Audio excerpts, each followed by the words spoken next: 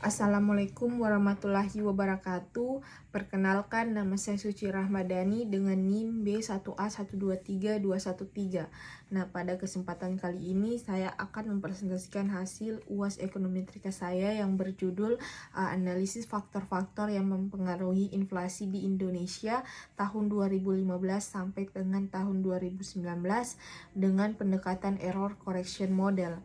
Nah, untuk tahapan olah data di EVIUS, yang pertama itu uji stationaritas, yang kedua uji kointegrasi, yang ketiga uji asumsi klasik, dan yang keempat interpretasi hasil uji, dan yang kelima hasil uji hipotesis dan koefisien.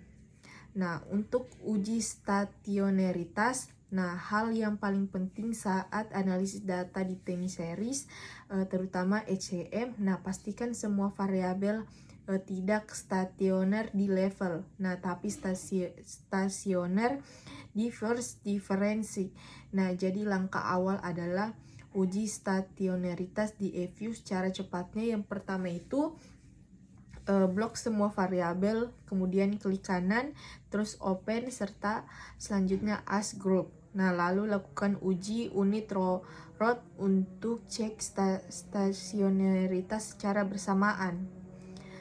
Kemudian langkah uji stasionaritas di ECM di EVIUS. Yang pertama itu setelah variabel dibuka sebagai grup, klik views, lalu unit root test. Kedua, di jendela grup unit row test, ubah tes tipe ke yang ada kata individualnya, agar tiap variabel dicek satu per satu. Yang ketiga, pastikan tipe data masih di level atau lalu klik OK. Terus yang keempat, hasil output akan tampil dan bisa dilihat variabel mana yang stasionernya atau tidak diuji stasionernya. Selanjutnya, lalu lihat kolom probability-nya di bagian bawah. Jika semua value-nya lebih besar dari 0,05, berarti tidak ada variabel yang stasionernya di level atau ECM bisa dilanjutkan. Untuk menyimpan hasil, klik fresh, lalu name untuk memberi nama output. Output tersimpan akan muncul sebagai objek tabel di work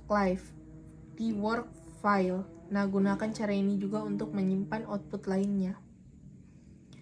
Kemudian kalau sudah dipastikan tidak ada stasionaritas di level, ulangi langkah uji stasionaritasnya tapi dengan data satu set difference.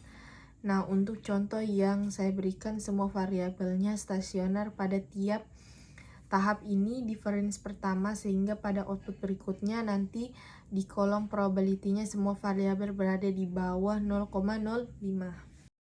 Untuk hasil uji stasionaritasnya, pada artikel ini uji awal dilakukan dengan Augmented Disciple atau ADF.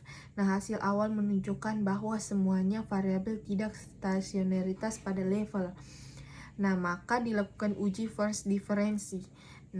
Untuk hasil diferensi menunjukkan semua variabel stasioner. Untuk uji kointegrasi, selanjutnya dalam metode ECM adalah menyimpan residual dari persamaan tersebut. Residual ini penting karena akan digunakan untuk menguji kointegrasi dan membentuk model ECM. Secara default, EVIUS menyimpan residual dalam variabel sementara bernama resid yang nilainya berubah-ubah setiap kali persamaan tersebut dibuat. Untuk uji kointegrasinya, setelah membuat variabel res, uji stasionaritasnya seperti biasa. Klik kanan, open, views, unit root. Test level, oke. Jika PROB-nya lebih kecil dari 0,05, berarti res stasionernya yang menunjukkan adanya kointegrasi.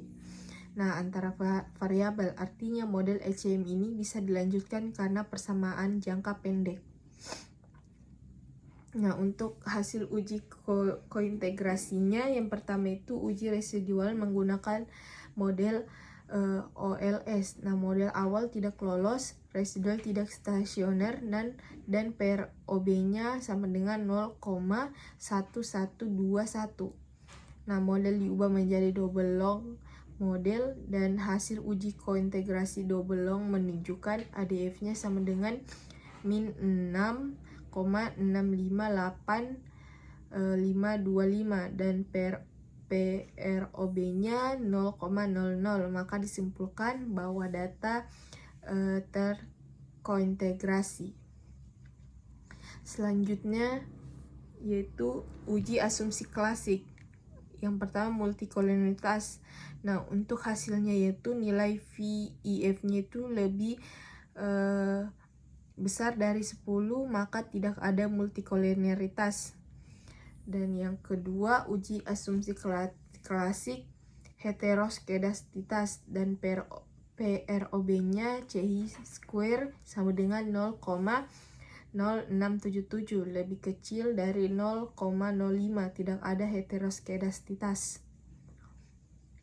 Untuk uji asumsi klasik autokorelasi yaitu PROB-nya CHI square sama dengan 0,0580, maka lebih kecil dari 0,05, tidak ada autokorelasi.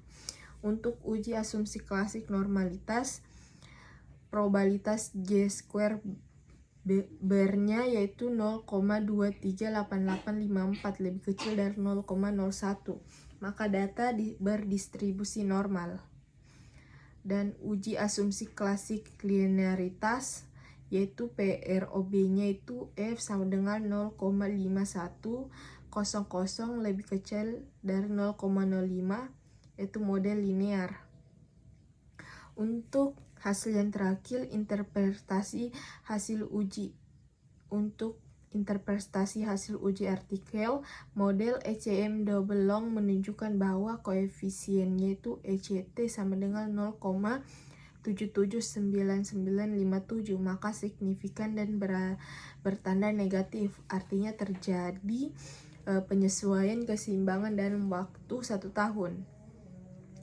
Untuk R square-nya sama dengan 0,834 atau 83,4%, maka model menjelaskan sebagian besar variabilitasnya inflasi dan interpretasi jangka pendek e-money dan kursnya berpengaruh negatif signifikan dan SBI-nya berpengaruh positif signifikan. Untuk hasil uji hipotesis dan koefisiennya, untuk interpretasinya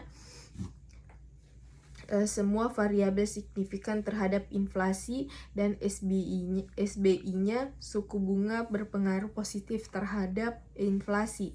E-money dan kursnya berpengaruh negatif dan ECT-nya menunjukkan kecepatan penyesuaian kembali ke keseimbangan dalam jangka panjang atau 79,99% per tahun.